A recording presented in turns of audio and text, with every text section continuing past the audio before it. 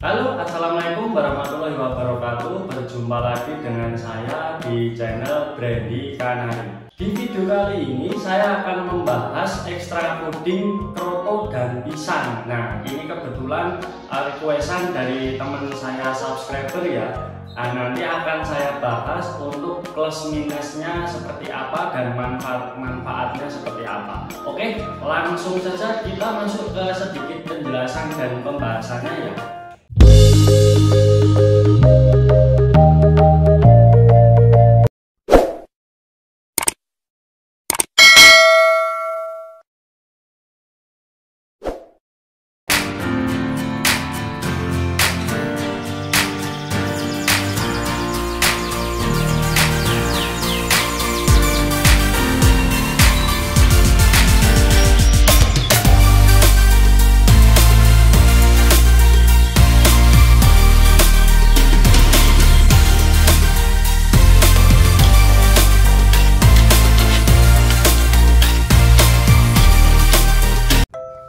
Kita masuk ke manfaat atau plusnya dulu dari pisang. Nah, ini saya pakai pisang kepok ya. Nah, kebetulan untuk dari pemberian pisang ini saya terapkan di paut dan betina saya yang sedang melolok anakannya, teman-teman. Manfaat yang pertama dari pisang itu bisa mempercepat pertumbuhan pian saya dari dia lahir sampai dia bisa mandiri sendiri. Nah, pemberian pisang ini bisa kita kasih mungkin untuk pian kita yang umurnya itu masih 3 harian itu kita kasih pisang. Nanti di saat dia sudah bisa mandiri, hasilnya akan kita lihat lebih maksimal, lebih cepat untuk berkembang dan hasilnya bisa big seperti itu. Manfaat atau plusnya yang kedua yaitu dari segi harga ya teman-teman.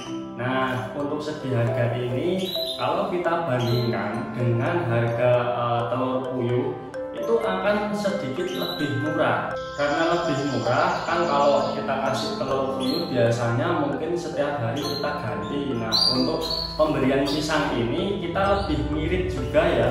Jadi kalau di tempat saya itu dari satu pisang kepok tadi kita paro jadikan setengahnya, itu saya kasih di pagi hari untuk seharian full itu bisa tahan dan bahkan masih bisa untuk di hari yang keduanya. Untuk manfaat yang ketiga, di sini kita lebih tidak ribet ya.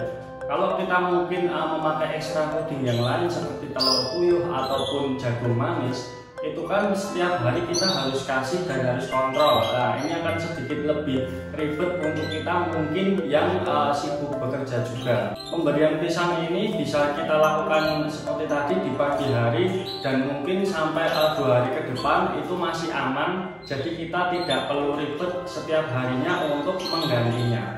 Manfaat yang keempat ini kita bisa terapkan untuk betina kita karena memang kandungan dari pisang ini sangat bagus, nanti akan lebih cepat membantu proses produksi dan proses birahi dari betina kita saat akan kita jodohkan dan kita kawinkan. Manfaat yang kelima atau kelebihan dari pisang ini bisa kita terapkan untuk pejantan kita. Pemberian pisang ini bisa kita kasih seminggu 1 kali untuk pejantan kita. Kandungan dari pisang ini juga bagus ya untuk kesehariannya agar lebih sehat dan lebih gacor lagi di setiap harinya. Kita masuk ke manfaat dari kroto ini sendiri. Langsung kita singkat saja, saya singkat ya karena memang pemakaian kroto ini di tempat kandang saya itu jarang. Nah, untuk manfaat yang pertama mungkin untuk menyehatkan dari burung kenari kita sendiri. Manfaat yang kedua itu untuk stamina dari pejantan kita di setiap harinya. Manfaat yang ketiga mungkin lebih membantu pejantan kita itu di setiap harinya akan lebih selalu gacor. Manfaat yang keempat mungkin untuk pautan kita di umur 3-4 bulan bisa kita kasih sedikit. Nanti setelah dia mutasi bulu ke bulu dewasa akan lebih cepat membantu proses untuk berbunyi. Manfaat yang kelima ini bisa juga kita terapkan untuk pejantan atau kenari gacoran yang sedang macet. Nah, saat kita akan kasih kroto, beberapa pengalaman saya atau dari teman-teman saya itu bisa membantu untuk proses kenari kita yang macet agar berbunyi kembali. Langsung saja kita bahas untuk minus dan kekurangan dari pisang tadi ya. Kebetulan di kandang ternak saya hanya ada beberapa kekurangan yang saya alami teman-teman. Untuk kekurangan atau minus yang pertama, kita perhatikan takaran pemberiannya. Untuk mungkin takaran untuk pejantan kita bisa kita lakukan seminggu itu 1 kali saja.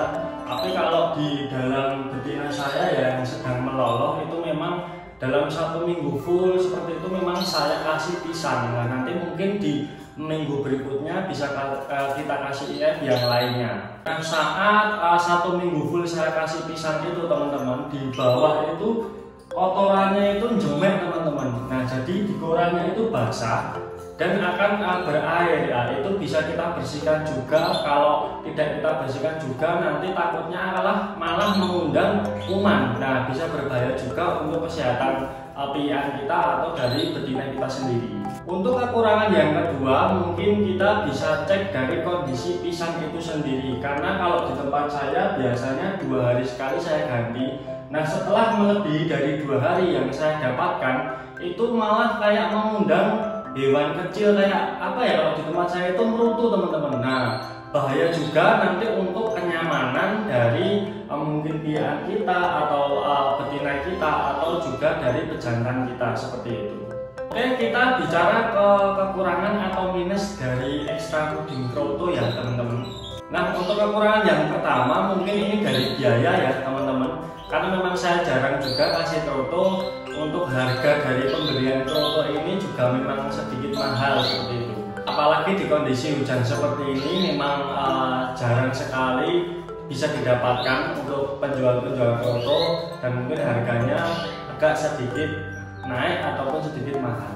Untuk kekurangan yang kedua yang pernah saya alami saat saya terapkan di PAUD ataupun pejantan saya, kebetulan ada salah satu dari PAUD saya dan pejantan saya itu yang malah bodol teman-teman. Nah, saya juga bingung ya, padahal untuk takarannya itu memang juga sudah sesuai takaran yang semestinya ya, hanya saya kasih sedikit terus beberapa hari dia jatuhin bulu kecil-kecil seperti itu teman-teman. Nah, setelah saya stop untuk pemberian krotonya, alhamdulillah untuk bulunya itu tidak jatuh lagi. Nah, kita bisa belajar dari sini.